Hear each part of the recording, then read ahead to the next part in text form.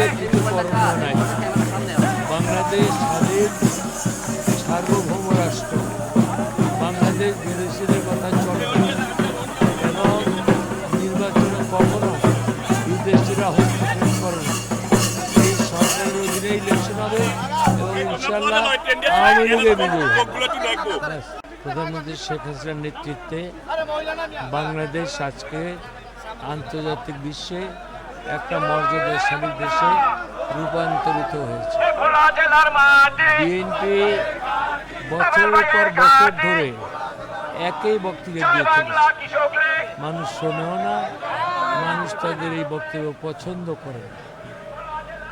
নির্বাচনের আর 5 মাস বাকি আছে। এই নির্বাচনে আওয়ামী লীগ প্রধানমন্ত্রী শেখ হাসিনার নেতৃত্বে অংশগ্রহণ করবে এবং ইনশাল্লাহ বিজয় অর্জন করবে। কারণ এত উন্নয়ন, বিশ্বব্যাপী বাংলাদেশ আজকে মর্যাদা রাষ্ট্র। সুতরাং এই নির্বাচনে আমরা আবহাওয়া বিজয়ী হব। আজকের যে বিরাট গণমিছিল, এই যে বলার এই গণমিছিল অন্তত 50,000 লোক হয়েছে। এই গণমিছিলই তো প্রমাণ করে আগামী নির্বাচনেও আওয়ামী লীগ ইনশাল্লাহ। সুতরাং